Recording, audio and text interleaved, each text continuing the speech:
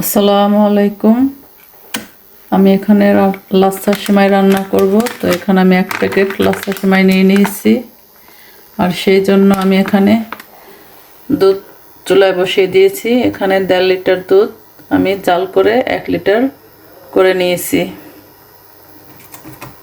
তো এখন এখানে আমি দিয়ে দিব 1 টুকরা দারচিনি, 3টি এলাচ। এটা দিয়ে আর 1 মিনিটের মতো জাল করে দারচিনি এলাচগুলো উঠিয়ে ফেলে দিব। এখন এই দুধের মধ্যে দিয়ে দিচ্ছি আমি চিনি।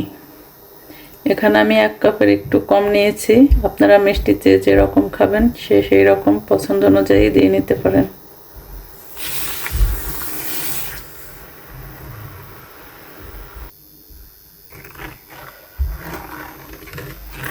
চিনি দিয়ে মিশিয়ে নিচ্ছি।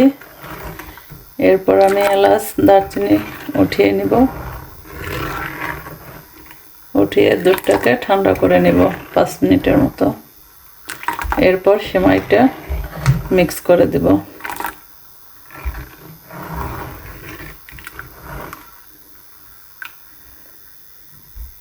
এখন আমি এলাচি দারচিনি উঠিয়ে ফেলে দিব। এখন এই যে প্যাকেট থেকে সেমাইটা খুলে নিয়েছি। 5 মিনিট হয়ে গেছে, দুধটা ঠান্ডা করে নিয়েছি। এখন সেমাইটা দিয়ে দিব। এখানে আমি 1 চা চামচ ঘি দিয়ে বাদামগুলো ভেজে নেব। বাদাম আমি এখানে নিয়েছি কাঠবাদাম কুচি করে,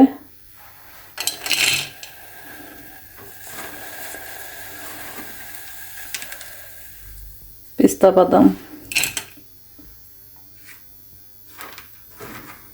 আর এখানে নিয়েছি কিছু কিশমিশ। এগুলো চুলার আঁচটা কম করে দিয়ে ভেজে নিব লো আঁচে।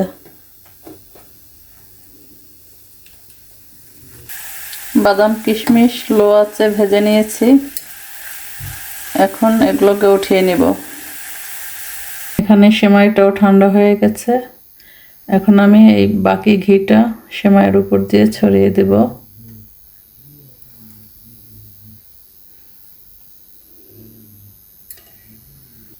দিয়ে একটু মিশিয়ে নেব।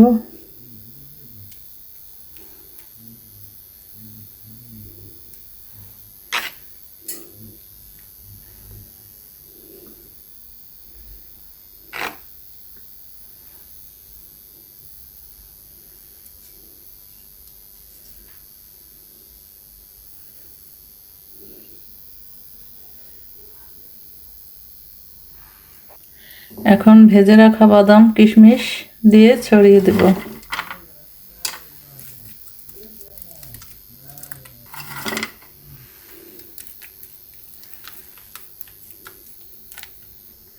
এই তো খুব সহজেই লাচ্ছা সেমাই রান্না করে নিলাম। দেখতেই পেলেন কতটা সহজভাবে রান্না করে দেখিয়ে দিলাম।